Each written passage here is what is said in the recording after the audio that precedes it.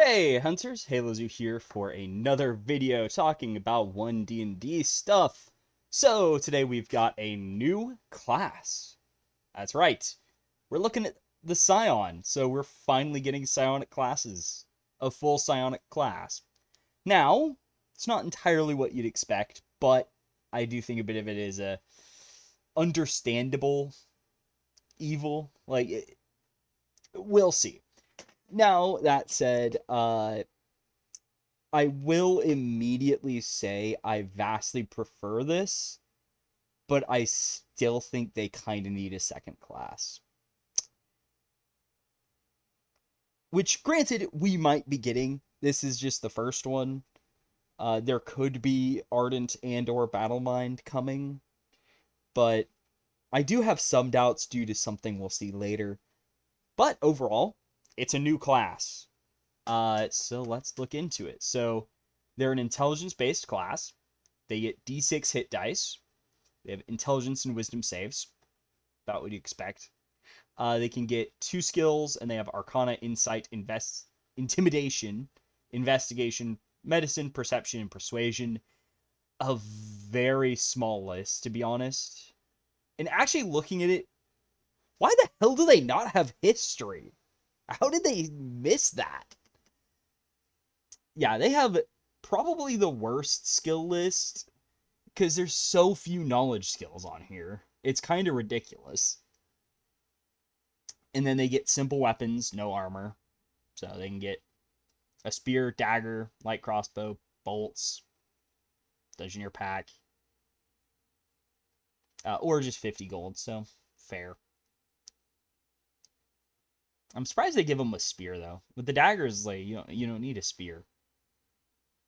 And you don't really need the crossbow either. You might need the bolts, however. But we'll talk about that in a moment. So we've got all this. You'll notice right here, they get spellcasting. Yeah, they're just full casters. Which, as much as I would like to see a bespoke psionic system, I also have to say I fully understand just making it spellcasting. So the whole idea is that they use spells that are psionic themed.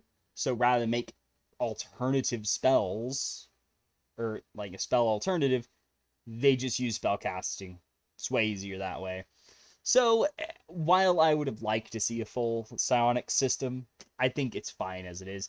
They also get psionic energy dice. Yeah, that is pretty crazy. And of course, they still have the normal progression on that, so it doesn't say it, but it is still double proficiency. Which, fair. That's how other classes work, though. Here, I kind of question them having the full amount. There's also something else I kind of question, but thinking about it, it might have actually been how it works now on existing classes, and now I will have to check that. Give me a second.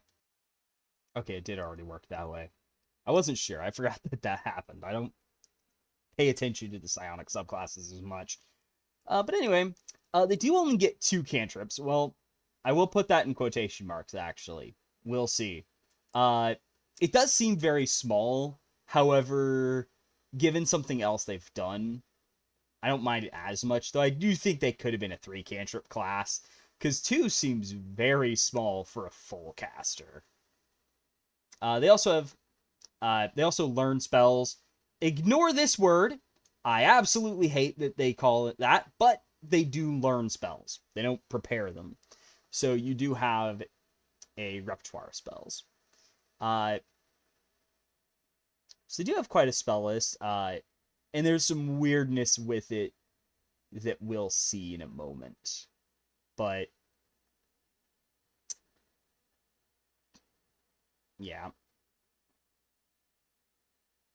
So, another interesting thing I've literally just noticed is psionic spellcasting. So they don't require verbal or material. So they ignore those. unless it has a cost or is consumed. So that is very interesting, actually. So they don't need verbal. They only need somatic components if it's listed, which is kind of crazy, actually. Now they also have psionic power, so this all is the same. Now that I've looked at it, I'm not sure regaining one energy die on a short rest is good. I would probably say make it half your proficiency modifier, rounded up. So, or maybe just half your proficiency modifier. Like, or yeah, round up. Just because you get so many, it's kind of ridiculous. It's like, I mean, one, yeah, you regain one from a pool of 12. That's nothing. And really kind of, yeah, that could have been better. So what do they get from, also note that their psionic DC, that is actually their spell casting DC, so fair. So they have telekinetic propel as their first option. So a larger, smaller creature, rather than you in 30 feet. Roll a psionic energy die, and target must succeed on a strength save, or be pushed or pulled, like 5 times the number rolled. Once again, random distance. Great. However, the versatility here, so kind of like the Soul Knife feature, I really don't like these random distances. It kind of just feels like you only want to rely on like 2. Like, I wouldn't rely on getting more than 10 feet out of this. And even then, you're not guaranteed 10 feet of movement. But it's there. It's definitely nice. However, I do think it could probably be made to be more consistent. You just have a consistent distance in mind. But, oh well, it's fine. Especially as an initial feature, I think it's fine. Telepathic connection, so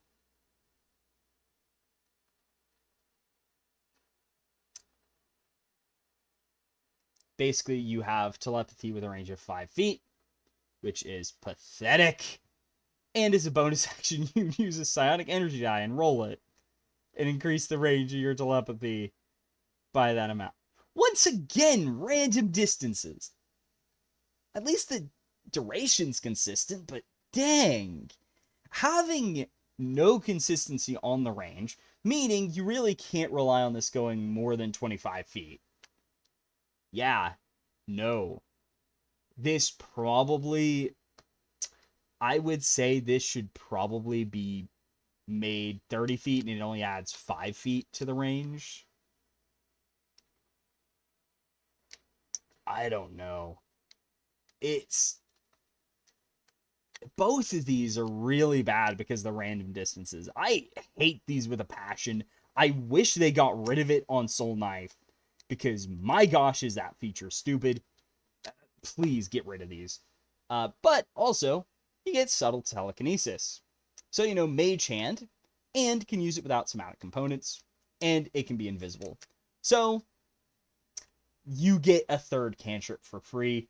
This is very awesome. I like how it's like, yeah, we're just going to give you a cantrip for free so you don't have to worry as much about it.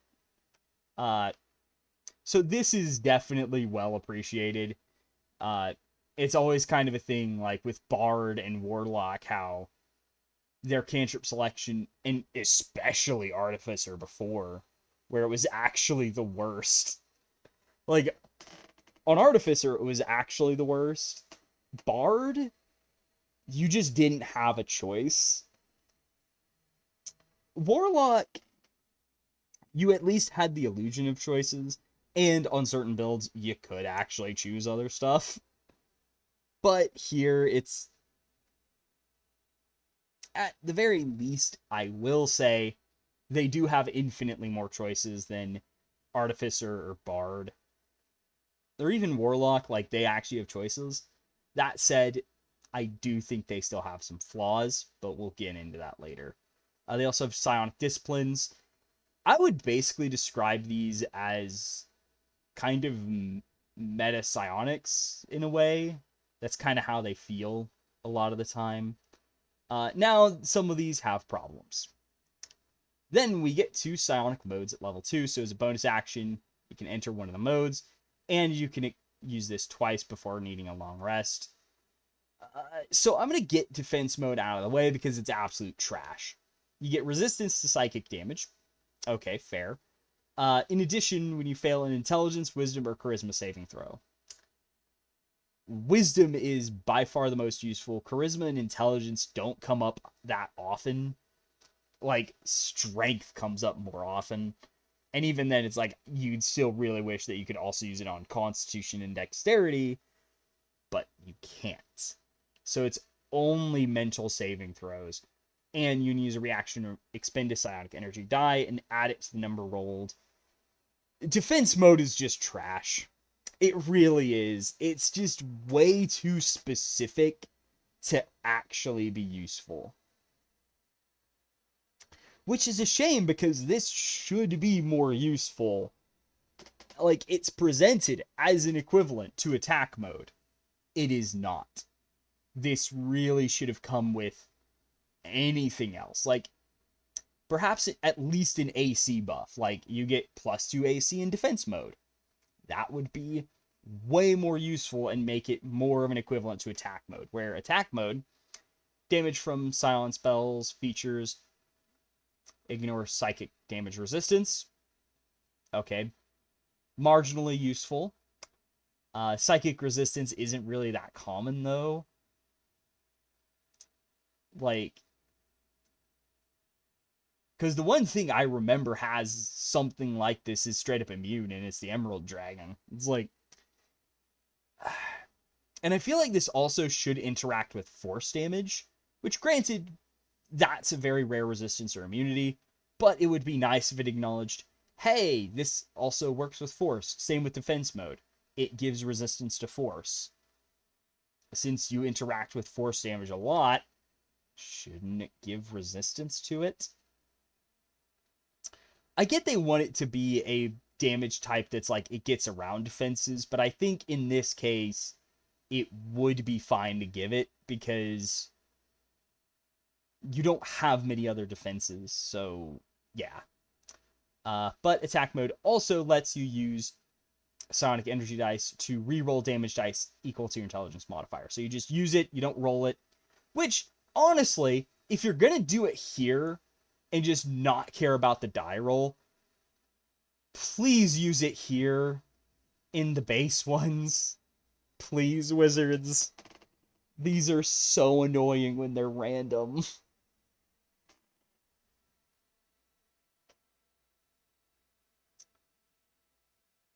But, yeah. Attack mode is just infinitely better. Though I will also say I'm not entirely a fan of having abilities that, like, I can only use these twice a day. I can go into attack mode, and then I can reroll damage dice with psionic energy. I feel like this kind of needs to go back. Like, maybe it's a mode use swap, rather than have it like this last for a minute. It's just, oh yeah, whenever you finish a short or long rest, you choose what mode you are in. I think that would be a lot better because ultimately these bonuses they don't really feel like a daily power. They aren't significant buffs to my abilities. And the secondary stuff, it needs psionic energy dice. Not a plentiful resource. Then level 3 is Psion Subclass. Absolutely hate that it's at 3rd level, but oh well. I get why they did it, even though I absolutely hate it.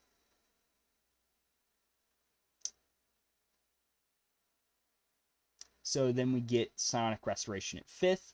So when you finish short rest, you can regain half your psionic energy dice. And you get this once per day. It's nice, but it would be nice if you could use it more. But, oh well, it is what it is, honestly. Then level 7, Psionic Surge. When you roll initiative, you can expend a hit point die and regain 1 expended use of Psionic Mode. It didn't say if you get the hit points, but oh well. And after you roll 1 or more Psionic Energy dice, you can expend a hit point die. Treat any roll of 1, 2, or 3 as a 4. So, that second part is actually pretty good. It does cost you hit dice, but honestly, that is very powerful. Now, it would be nice if these two abilities here just did that by default. So, it was like, oh yeah, you're at least guaranteed this amount. That would be nice. Then they get nothing until Epic Boon, and then their capstone is Enkindled Life Force. So when you expend a Psionic Energy die and roll it, you can expend 2 of your hit point dice and roll 2 additional Psionic Energy dice and add it to the total. Yeah. I'm not sure if that's worth 2 hit dice, but oh well. But yeah, that's really powerful. And I'm surprised they have so many uses for hit dice in the base class. But, oh well, it's still pretty interesting. So what about these psionic disciplines? Well, we start off on a kind of bad note with biofeedback. Now, I will note, this may not seem as bad until you look at the spell list, but there's definitely a problem here. So when you cast a Psion spell from the Necromancy or Transmutation school, expend a Psionic Energy die and roll it, and regain or gain temporary points equal to number rolled plus intelligence. Okay, that's pretty interesting. But wait. Spoiler alert, they don't have many Necromancy and Transmutation spells. So they don't get to use this a lot. So this definitely feels like an ability they made. It makes sense. But, unfortunately, it goes back to, well, actually, while it's cool, it's not very good here. Because you don't have many Necromancy and Transmutation spells. Thus, taking this is kind of, well, I hope you took the one subclass that gives you some of those. Because, like, and this is a spell list right here, like, I mean, they have 3 cantrips that are Transmutation. But it's Mending Message, which isn't really that useful. And Prestidigitation. So, yeah. You could use it on those, but how often do you get to use those?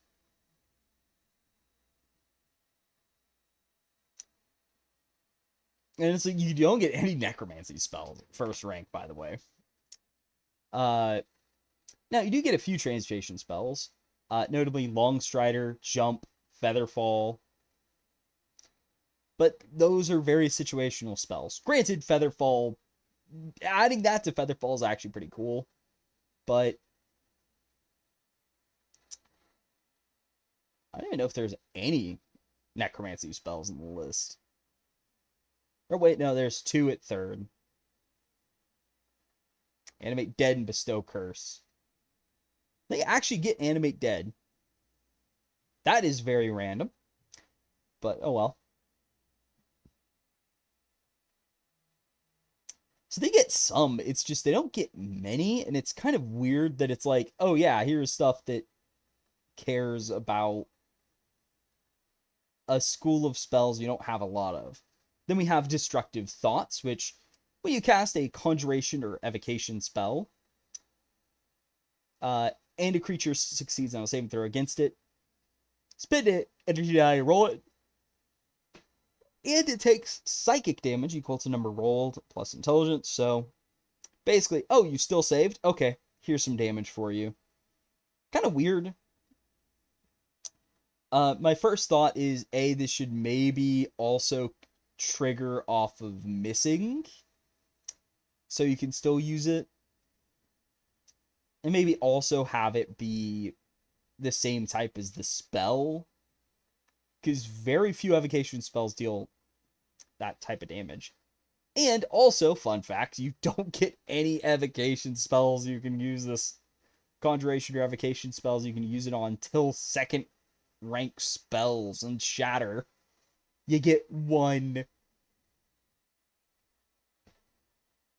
And you do get, well, actually, no, you don't get any at third rank. Yeah, this one probably shouldn't be tied to conjuration and evocation. I get the idea, but ultimately, it really falls flat. We got Devilish Tongue. So when you take the influence action, you use Psychic Energy to add the number to the check. Okay. That one, it's alright. Only thing is, it's kind of out of place here on an intelligence class. Like, how often are you going to have good enough charisma to be the face of the party? I mean, I guess it's good in a pinch, but still. Seems a bit out of place here. Then we get Ego Whip. So whenever a creature provokes an opportunity attack from you, you can use a reaction, roll Psionic Energy. It has to make an intelligence saving throw or have its speed reduced by 10 feet. And it subtracts the number rolled from the next damage roll it makes before the end of its next turn. And it's only expended if the target fails the saving throw. So if they succeed, you keep your Psionic Energy. That's great. Kind of weird that this doesn't do any damage, but oh well. It's kind of odd. But, it is what it is.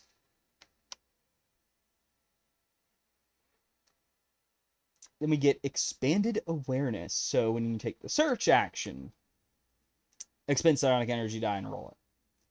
This one I could see a lot more use out of, but ultimately I do think it does have kind of a, well, you're not doing that a lot. And also I think they have like, okay, they have 2 skills with the search action.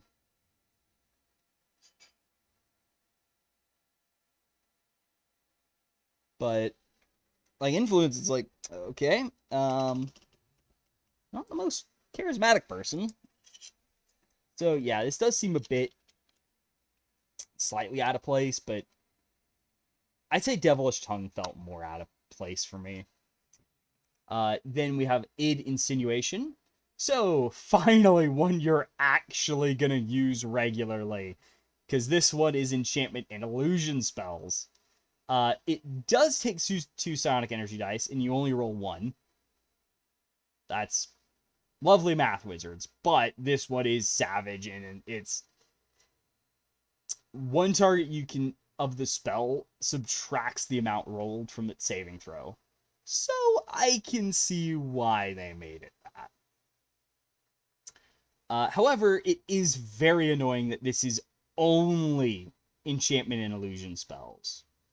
And I do feel like those 3 that care about school, spell school, or actually all 4, those could probably be lifted for the most part and just have it be biofeedback is literally any spell you cast. Destructive Thoughts is any spell that deals damage. And Id Insinuation is any spell with a saving throw, especially because Inerrant Aim exists and it's any spell that has an attack roll. And you add this Psionic Energy die, to the attack roll. And the die is only expended if you hit, which is very nice. So, Inerrant Aim. Honestly, this one is very good. And it just feels like this is like, I don't know what they were thinking with these school-specific ones. Like, especially when it's something, insinuation is something so basic that it feels like, oh, that should really be open to all of them. But, oh well. Then we get Psionic Backlash. So when you take reaction to expend a hit energy die, or after creature you see hits you with attack roll, roll 2 Psionic energy dice for the price of 1, and subtract the number rolled from the total. And the target has to make a wisdom save, or take psychic damage equal to the amount rolled on the 2 Psionic energy dice. So yeah, this is really powerful. Like, insanely powerful. I would actually say that this one probably only rolls 2. You only roll 1 Psionic energy die. Because subtracting 2 from the total is absolutely brutal. It's basically an immediate, no, you miss. It is savage. Then we have Psionic Guards. So, start of your turn, you can expend a Psionic energy die. And until the start of your next turn, you're immune to being charmed or frightened. And getting advantage on intelligence saving throws. Not the other 2 mind that defense mode buffs. If you're charmed or frightened when you use a discipline, condition ends on you. And when you use Psionic Guards, you can use another Psionic discipline that turn. Okay. Kind of just here, but oh well. That one kind of feels like the least regularly useful. Then we get Swift Precognition. So when you cast an Abjuration or Divination spell with an action casting time. Great, with Abjuration, right? Expend a number of Psionic Energy Dice. Make it a bonus action for the casting. And the dice needed is 1 plus the spell's level, so yeah. This one feels a bit niche to me. Granted, with Blade Ward, that's actually pretty good.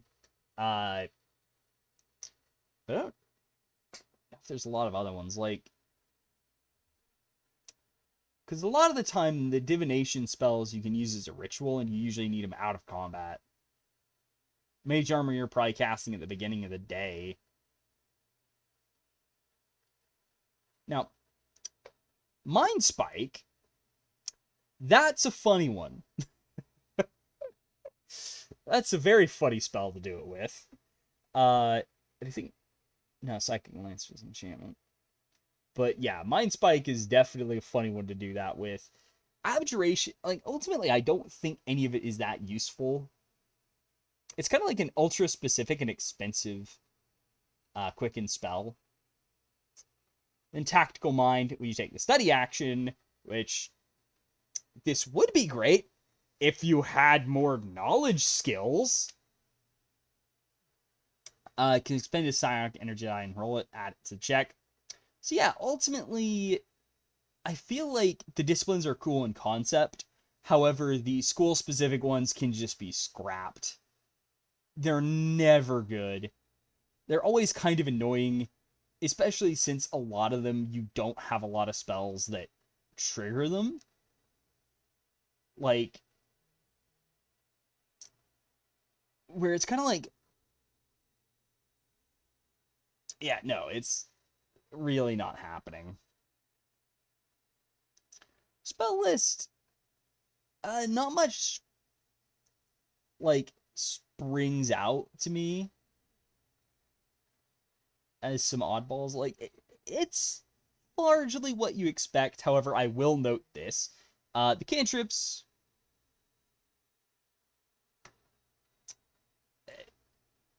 So they get quote-unquote 3 combat options. True Strike is kind of just here.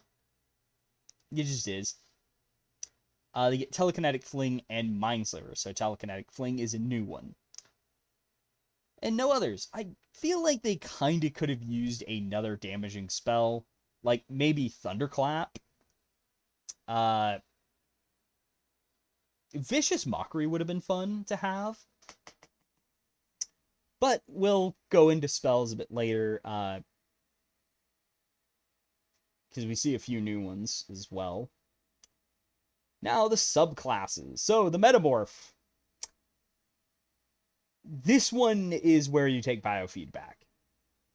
Because they get a lot of Transmutation Necromancy. Also, the Abjuration one is pretty good, especially with Cure Wounds. Because you know what's better than casting Cure Wounds as an action? Bonus action Cure Wounds. That is actually pretty good. Might cost you 2 Psionic Energy dice, but that's a pretty good rate, actually.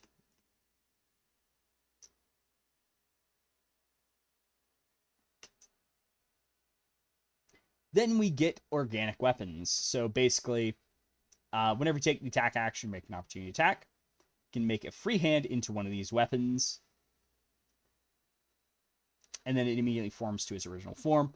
And you can use an intelligence modifier instead of strength or dex. And the weapon can deal psychic damage or its normal damage type. Okay. The psychic part's a bit odd, but I probably would have said force. But, oh well. So they got the Bone Blade, which is a weapon with the finesse property. Even though finesse means nothing. But it deals D8 piercing damage on a hit. Not sure why it's not slashing. It seems like it should be slashing. But, oh well. And you have advantage on the attack roll if at least one of your allies is in 5 feet of the target and they don't have any, they're not incapacitated. So basically, flank with anyone. Yeah, it's pretty powerful. Then the Flesh Maul, D10 bludgeoning damage, and has disadvantage on the next strength or constitution saving throw it makes before the start of your next turn. Hey, would you look at that? You've got a con save right here, because I believe Inflict Wounds is con. I want to say it is. But this can also be a savage 1-2 punch with an ally, so yeah. Have fun with that. And then the Viscera Launcher is a ranged one with a 30-foot range. Really not great. And it deals D6 acid damage on hit. And once per turn when you hit a creature with it, on your turn, by the way, deal extra 1d6 damage to it. Okay. The range is very short on this one, though.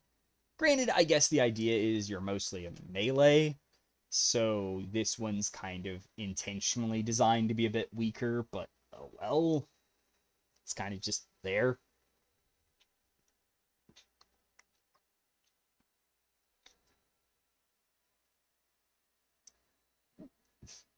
And then your other 3rd level ability. Also, as for the spells, it's a decent list. I don't see nothing stands out as weird. Well, except maybe Alter Self, because why would you need that? You have organic weapons. So, Extended Limbs. So, as a bonus action, you can expend a Psionic Energy die. And for the next minute, you get plus 5 foot reach, plus 5 speed. And when you cast a spell that has a range of touch, you cast an element of action, make its range 10 feet. So basically just, hey, Inflict Wounds is 10-foot range. Okay. Not amazing. It's kind of just here, and honestly, there is a glaring flaw. That's their 3rd level features. Did you notice something was missing? Like, I don't know, survivability buffs? Yeah, they really need extra armor and or HP, because it's kind of ridiculous that this is a D6 class. You have this option and it's absolute trash as a result because it just doesn't work. You're never, it's just not worth playing this. It just is. Then at level 6, you do get extra attacks, so it's about what you expect. And you replace an attack with a cantrip, aka True Strike, because why not squeeze even more damage out of your Viscera launcher? Because that's probably what you want to do, because you don't want to be next to enemies, that's for certain. Yeah, this one just feels like it's just bad. Like, I'd even say I don't think this belongs here. I really think this should probably be saved for a different class, like a Battle Mind class. Because I think if they made a Battle Mind class and put this there, it'd be awesome. Here, it just sticks out like a sore thumb of, wait, why is this here?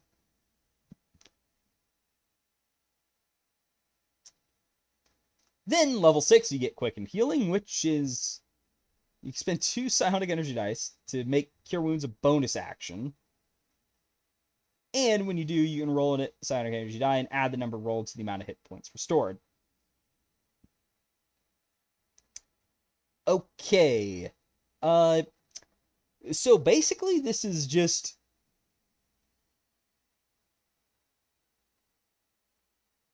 Swift Precognition, but with the set cost and a heal buff. Granted, it's great as a way to say, hey, yeah, you're even better at manipulating this. I do find it odd that they only care about this spell. And it's kind of weird that it's like, it's only Cure Wounds. No other spells are modified. Though, granted, at least here, I kind of understand the thought process going with it. Where the other spells don't necessarily need much of a buff.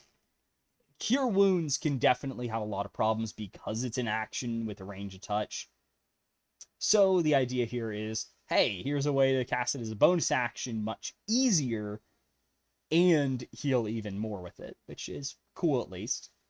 Level 10, you get Mutable Form, so when you use Extend Limbs, duration's now 10 minutes, and you get an additional benefit of your choice, so either Stony Epidermis, so advantage on Constitution saves to maintain concentration, and you get resistance to either acid, bludgeoning, cold, fire, lightning, piercing, poison, slashing, or thunder. Basically, whatever is relevant in that combat. Which, okay, that one's nice. Superior Stride while you aren't wearing armor. Can take the dash action as a bonus action. And have a climb speed and swim speed equal to your speed. Also pretty nice. And a natural flexibility. You gain +2 AC. Where was this earlier? 10th is very late to finally get an AC buff on this. And your body becomes pliable, and you can basically squeeze through a space, narrows an inch. And you spend 5 feet of movement to instantly end the grappled condition and escape from non-magical restraints. So, yeah. Some very good buffs. It kind of takes a feature that's kind of just, yeah. It makes it, oh no, this is actually good now. Just a shame that it takes to level 10 for Extend Limbs to kind of be more useful.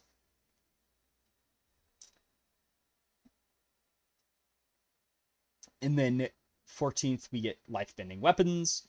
So once per turn, when you hit a creature with your organic weapon, expend a Psionic Energy Die, roll it. Each creature of your choice in 10-foot emanation from you regains hit points equal to the number rolled plus your intelligence modifier. and one creature choice in that area takes necrotic damage equal to the number rolled. So probably the guy you just hit. But it's nice you can cleave if you need it.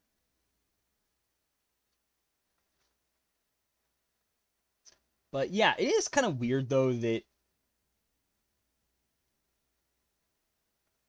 like none of the features at 10th care about your weapon, but oh well, I guess the idea is you already have the reach part for it, but yeah, overall Metamorph, it really is going to need something like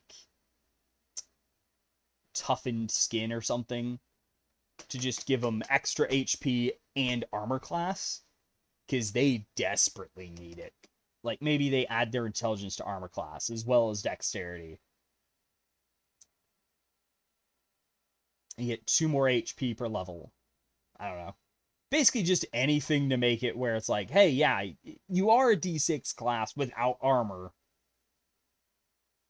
but here's some buffs to actually keep you alive. Next, we get the Psi Warper, which is gonna get kind of crazy. So we have, interestingly, Misty Step and Shatter. Get Expedition Retreat and Featherfall, so they get some mobility stuff. Then you get Steel Wind Strike randomly, which feels very out of place. But, oh well. So you get Teleportation, so you can cast Misty Step without a spell slot once per day, and you can use Psionic Energy to do it again. Oh boy, that is very powerful. Especially because of the way spellcasting rules work now. So you can Misty Step and cast one of your big meteor spells. Then we have Warp Propel. So, when you use Telekinetic Propel, instead of pushing or pulling the target, teleports to an unoccupied space you can see in 30 feet of you, horizontal to you. So yeah, this is just infinitely better. It's basically a miniature, Vortex Warp. Yeah. And that is actually awesome. Like, genuinely, that's actually really good. Like, Telekinetic Propel isn't amazing, but this just, yeah, teleport anywhere in 30 feet of you, ignoring the energy die roll. Hell yeah. That is very good. Then level 6, we get Warp Space. So when you cast Shatter, you can expend Psionic Energy die and make the spell into a 20-foot sphere. And creatures that fail to save are pulled straight towards the center of the sphere, ending in an unoccupied space as close to the center of the sphere as possible. Okay. That's pretty nice. Definitely a good, like, setup for a 1-2 punch. So it's cool. Bit odd that it's added to Shatter, but oh well. Then we get Teleporter Combat. So after you cast Misty Step, you just cast a silent cantrip with a casting time of an action as part of the bonus action. Oh my lord, Wizards, what have you done? What have you done with this? So there is no cost to this. It's just anytime you cast Misty Step. Which means you can do absolutely despicable things with this. I mean, the amount of stuff you can do, like pairing a Misty Step with, say, a telekinetic fling after you've already, let's say, dropped a shatter on them, your enemies, or telekinetic crush. Yeah, this is absolutely absurd and probably should cost a psionic energy dice. Unless it's like maybe with an exception of like when you cast it through teleportation without a psionic energy die, then you get it for free. But this is just not okay as it is. It is, yeah, take an already kind of overpowered spell and make it even more overpowered. Great.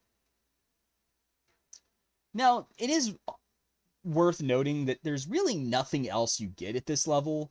That said, I don't mind it as much because one of the spells ties into a feature you already had, even if it is maybe a bit too good. But it does kind of mean it's very specialized to using these two spells, and they're not even, neither is a first rank spell either. Then we have 10th level, which has duplicitous target. So when a creature makes attack roll against you, you take a reaction, expend a psionic energy die, and choose a willing creature you can see in 30 feet of yourself. It's not incapacitated. And you and the target teleport, and the other creature becomes the target of that attack. So basically, just use reaction and say, hey, tank this for me. Which, that's actually pretty good. It's kind of like, oh no, the enemies are around me. Ha ha ha. Now you're right next to the fighter, sucker. So it's definitely a cool ability. Then we get mass teleportation. So as a magic action, expend 4 psionic energy dice. Choose a huge or smaller creature in 30 feet of you. To number of creatures equal to its modifier. And each creature is teleported to non-occupied space and seen 150 feet of you. And unwilling creatures have to make a whiz save against it. Okay, so Vortex Warp on steroids. Got it. Oh boy. That is going to be pretty crazy. Also note, as it's currently worded, you could do something absolutely despicable.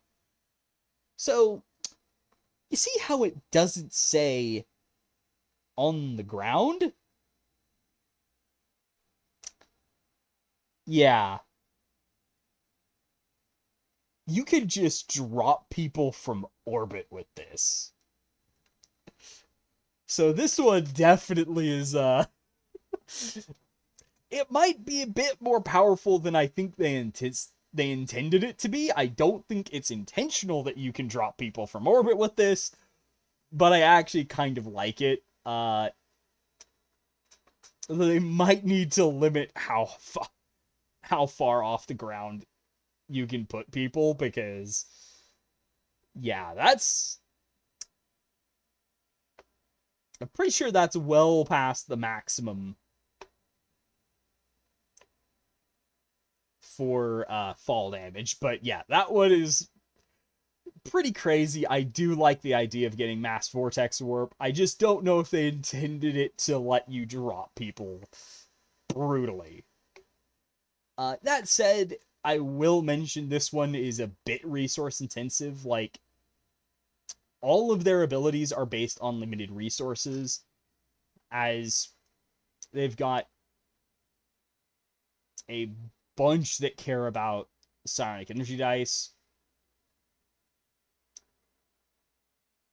and then one that cares about its spell slots. So yeah, they might need some sort of passive feature, maybe an additional effect at 6 that lets them teleport 10 feet at will. I don't know. So then we get Psykinetic. Kind of a weird name, but oh well. They do get oddly shield. Kind of wish they got they get shield and Thunderwave. I feel like Thunderwave should almost be just part of the base spell list, and then have Thunderwave replaced with, I don't know, Magic Missile. It's kind of odd that they get Thunderwave of all things. And also, keep in mind, their only damaging spell by default is Dissonant Whispers. They don't get Thunderwave. They don't get Magic Missile, which both seem like very good options to give them by default. But, oh well. So, surprisingly for one that seems to be focused more on damage, they don't have a lot of damaging spells afterwards. Probably because there really needs to be more force damage-based stuff. So, we get Telekinetic Techniques at third. Another buff to Telekinetic Propel. So, the options are Boost, which the target speed is increased by 10 feet. So if you use this on an ally, Disorient, can make opportunity attacks until starting the next turn. Which, Disorient kind of feels a bit redundant because most of the time, you're probably pushing the enemy away from an ally. Thus, it's not going to make many opportunity attacks. That one just kind of feels out of place because ultimately you're not going to get much out of it. And then Telekinetic Bolt, so the target takes force damage equal to the number rolled in Psionic Energy die, which, yeah, you're just going to Telekinetic Bolt every time on enemies. There's really no reason to ever disorient unless, like, you were pushing an enemy into an ally's reach, or it's like you were trying to push them further, but then didn't, and it's like, oh gosh, they're still next to an ally, great. Or maybe you pushed them further than you wanted. I don't know. I feel like disorient is just a bit too niche when it's a bit niche for the effect it's paired with. So don't get me wrong, I don't mind shutting down opportunity attacks. I just don't think it makes sense to pair it with an ability used to move enemies away from you. Then level 6, they get Empowered Attack Mode. So while attack mode is active, you get a 60-foot fly speed for some reason, and your silent spells deal plus intelligence modifier damage. Yeah, if only that wasn't a limited use ability. Then level 6, we also have Rebounding Field. So when you cast Shield in response to being hit by an attack, and the triggering attack misses, aka 9 times out of 10 you cast Shield, you can expend a Psionic Energy die to launch the force back at the attacker, and it has to make a dex save, or take 2 Psionic Energy dice worth of damage, force damage, and you gain that many temporary hit points. On a successful save, attacker just takes half damage. I will say it should probably... It's kind of odd that you only get temporary hit points if they succeed when it still does damage. I feel like it should just be like, oh, if they succeed, you get half the temporary hit points too. Like, you still get the temporary hit points regardless of if it was a success or failure. It's just if they fail, you get more because they took more damage. But it is interesting to see. Then Enhanced Telekinetic Crush. So when you use Telekinetic Crush, expend a Psionic Energy die to modify it. So when whether a creature succeeds or fails, so this always happens, their speed is halved until the start of your next turn. So yeah, just casually having their speeds. Then we get Heightened Telekinesis. So when you cast Telekinesis, you can spend 4 Psionic Energy dice to make it not use concentration, but its duration is 1 minute for the casting, but you can target gargantuan creatures and objects. Yeah. I will say, not the most exciting capstone. Like, and I feel like for this one, the 10th and 14th level abilities are kind of duds. Like, I kind of wish there was something else. It would be fine if it was paired with something else, because these are just too limited use. Because these only trigger when you cast a specific spell and you use Psionic Energy. They kind of need more passives. And this one is probably... Like, this one's also, once again, it's a lot of stuff that's just not always on. So then we have the Telepath. I believe last but not least, is the Telepath. So they get Bane for some reason. That's odd. They also get Counterspell and Speak with Plants. That seems so out of place, it's not even funny. But the rest does seem about right. Awaken's another kind of odd one, but I could kind of see why they'd get it. Then they get Mind Infiltrator. So when you cast Detect Thoughts, you can use a costly 2 Psionic Energy Dice to make it so it doesn't require spell components or concentration. And the target does not know you're probing its mind if it fails the Wisdom save. So yeah.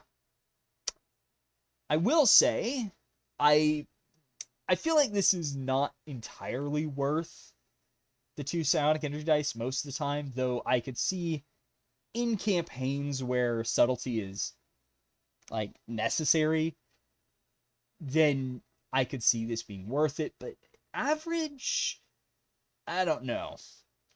That's a lot of energy dice to spend on a utility spell. Especially when you only get 1 back with a short rest, so it's not like they're plentiful. Then we get Telepathic Hub as well. So your telepathy is extended to 10 feet. Great. It's still not that great. If it was maybe 15 and this made it 30 feet, yeah, I could see it being a bit more useful. And when you expend Psi Energy Part using Telepathic Connection, you can simultaneously contact the number of creatures equal to 1 plus the number rolled on the energy die. Great. I mean, the simultaneous contact, I guess, like... Now, I will say, I do feel like this should probably be specified that they can communicate with each other this way. Because that would make it really cool. But as it is, it's kind of just there. I don't know. Like, telepathic connection, granted, is really not good and really needs some work. So, this, it's like... it's not really a big buff. It's like, the ability itself is already kind of lackluster. This doesn't really buff it that much. Then level 6, they get Empowered Defense Mode. So whenever you roll any saving throw, add d4 to the save. Awesome. Your defense mode is actually useful. Or way more useful. And you extend the benefits to creatures telepathically connected to you with telepathic connection. So this actually kind of makes telepathic connection worth it. And telepathic hub worth it. Just a shame that it's not until 6th level. They also get Potent Thoughts, so they add +int to the damage of any silent cantrip. Please add this to at least Psykinetic. Psi Warper might need something else. But yeah. That should be on Psykinetic. Then you get Telepathic Bolstering. So you have telepathy out to 30 feet. So now your telepathy gets a decent range. And when a creature you can see in range of your telepathy fails an ability check or misses with an attack roll, use a reaction, expend a Psionic Energy die, roll it and add it to the d20. And Psionic Energy die is only expended if it's a success now. So the second effect is great. I just wish the initial effect, like, it didn't have to make it where, oh yeah, your telepathy is now 30 feet. Ugh. It's just so short. Level 14, you get Scramble Mind, so when you cast Confusion, spend 4 Psionic Energy dice to modify the spell, so its sphere is now 30-foot radius. And you roll 2d10 to determine what they do. Okay, It's all right. I don't think people ever cast Confusion enough to really care about this, though. So once again, I feel like they really need other effects. Like, I don't know. I feel like they, as the only capstone, it's bad. So anyway, on to the next part of this. We get spells. So we see a few return, notably Intellect Fortress, Psychic Scream, Roltham's Psychic Lance, and Tasha's Mind Whip. Most of these are roughly the same. Intellect Fortress and Psychic Scream are exactly identical to before, so nothing really to write home about there. Roltham's Psychic Lance, it's basically the same. It's just they've specified how the name stuff works, so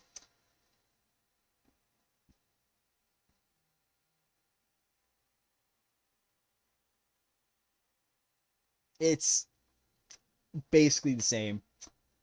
Then on Tasha's Mind Whip, the only change they made, unfortunately, is that the target just can't make opportunity attacks till the end of its next turn. Which, fair. It was a spell, though, so I feel like shutting down all reactions isn't that big of a deal. But it's also, instead of, doing more damage like a normal spell should, it just targets more creatures, which is still kind of underwhelming. So then we get to the new spells. So we start with Summon Astral Entity, which is, it's a summon spell.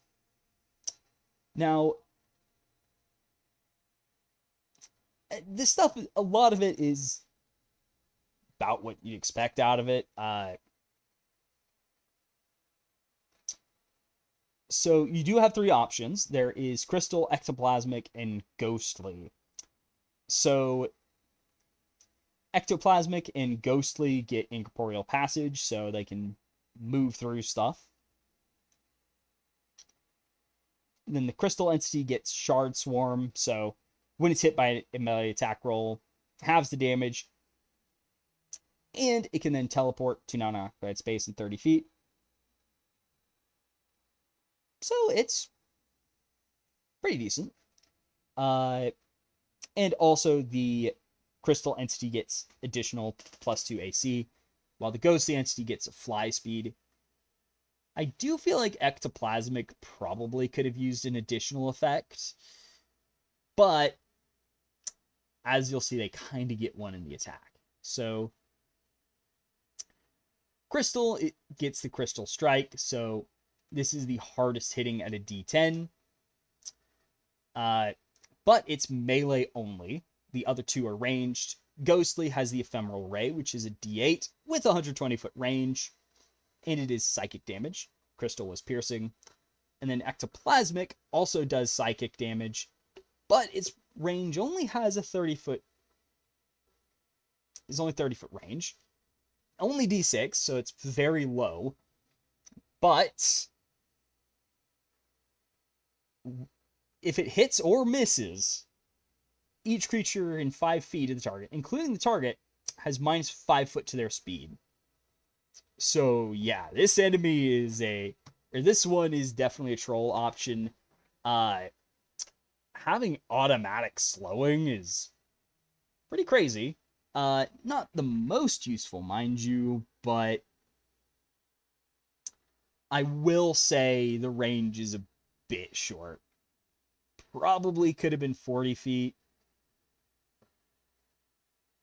Or, well, probably like,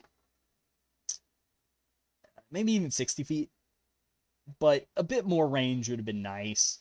Especially as a way to kind of make it where, oh yeah, when it uses this, it actually keeps enemies from approaching it.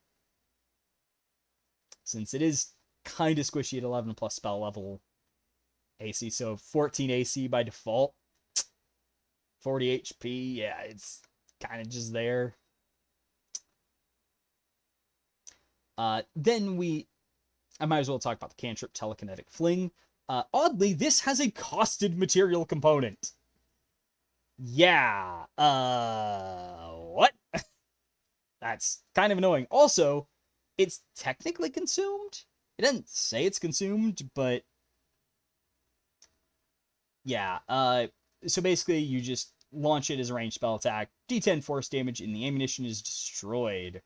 So that kind of implies this is a costed component that is consumed. Nope, do not like it. Please remove the material component cost. Like, or at least let you use, so you can at least use like a rock. Like a loose pebble would be nice. Also, it has a 60-foot range. That is pathetically short. It is oof. It is really oof. It's like, it's bad enough that it's like, it's already like, yeah, it's worse than Eldritch Blast. But it's like, it's just everything is bad with this cantrip. As it's just got a way shorter range.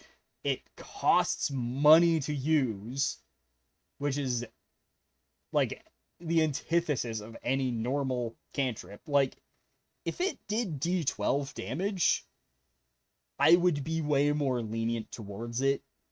If it added your spell modifier to the damage, I would be more lenient towards it. As it is just bad.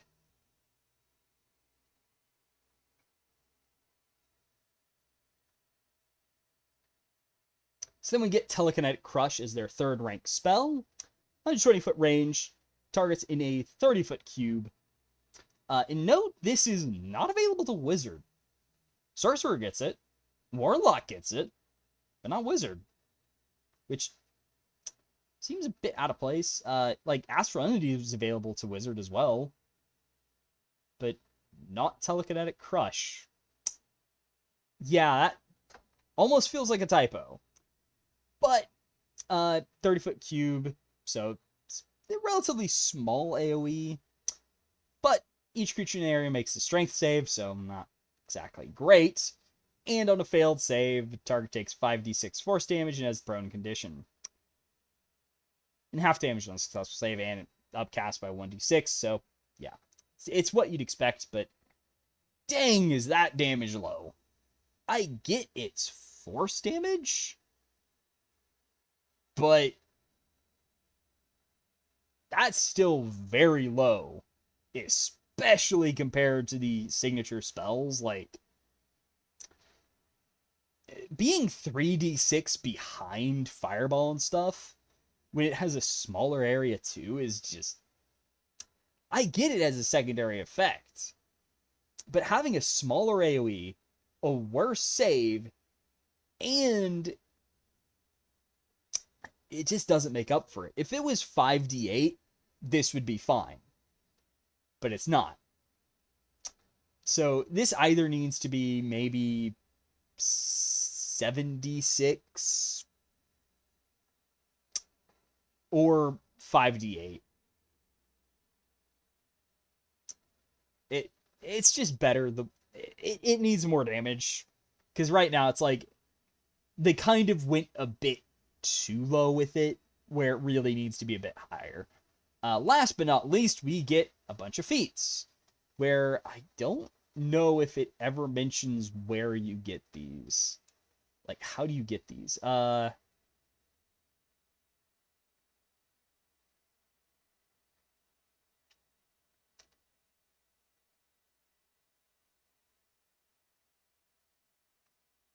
Yeah, so basically these kind of work as general feats, but if you're a noble or sage, let me scroll, stupid sidebar. Now,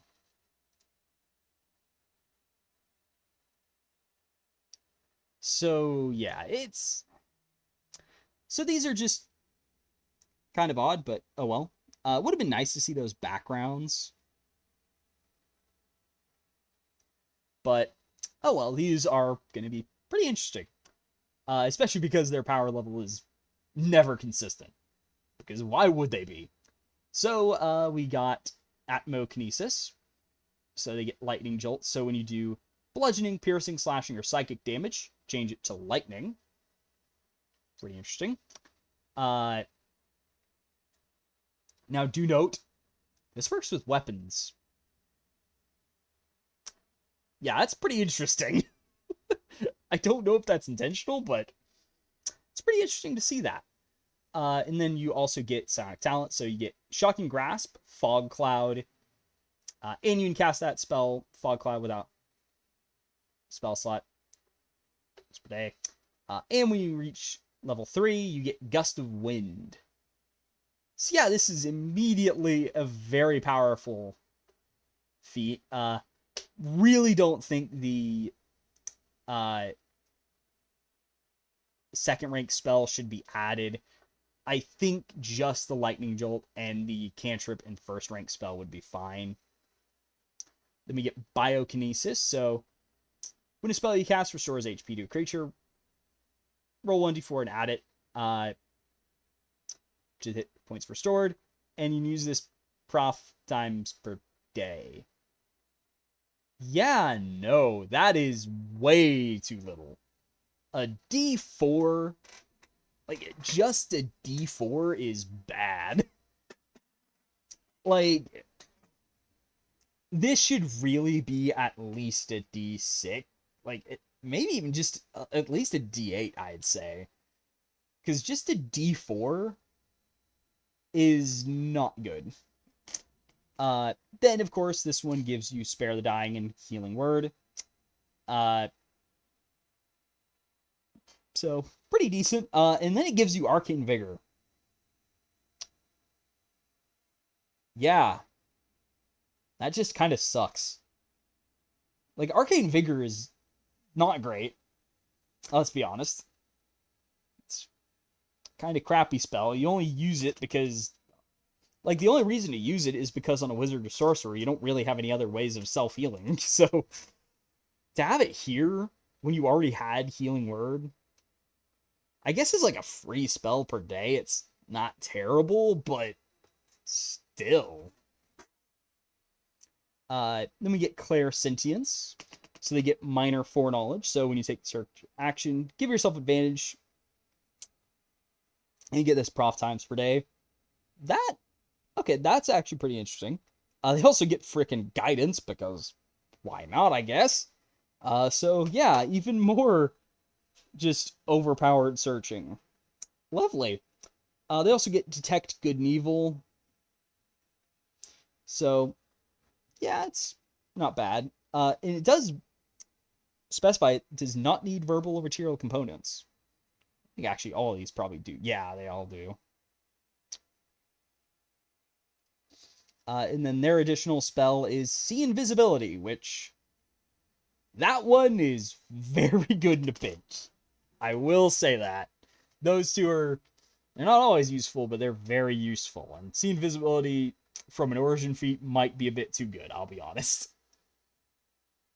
Then we get Cryokinesis, so of course they get to damage type swap to cold.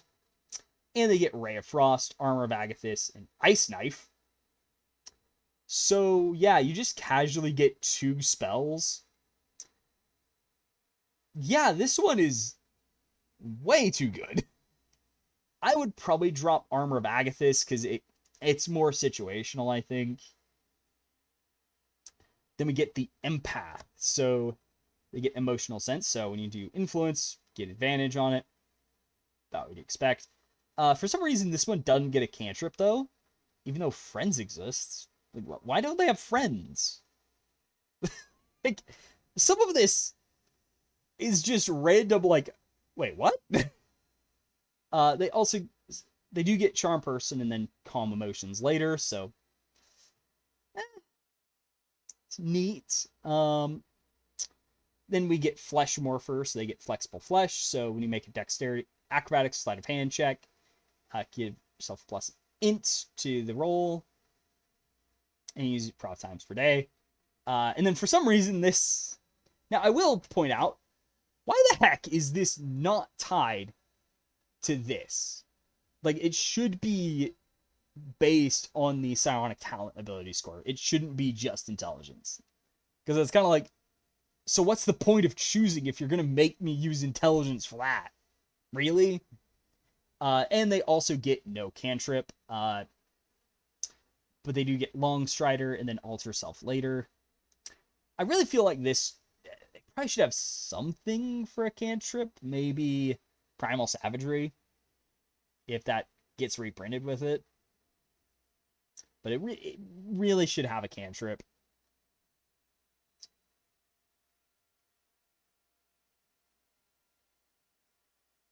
Then we get Mind Whisperer, so they get limited telepathy, which as an action, they can choose creature in 120 feet, and for an hour, you can communicate telepathically with them. And you regain this with a short or long rest. So,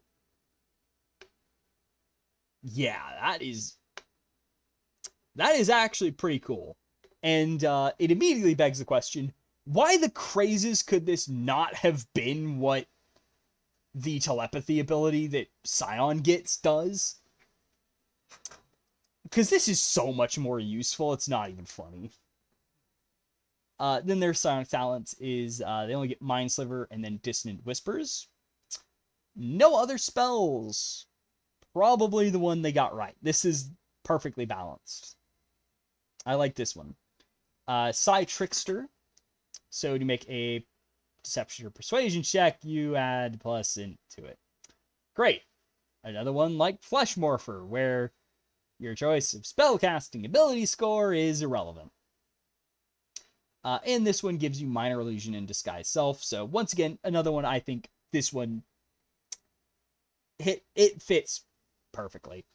We have Psykineticist, so this one gets, when you take dash action, get plus 10 foot speed, and you use this prof times per day. Really not, it's there, I guess. It has very limited use, though. Unless you're like a monk, but If you're a monk or rogue, this is awesome. Otherwise, this is just so hard to use. Then their psionic talents are Telekinetic Fling and Thunderwave.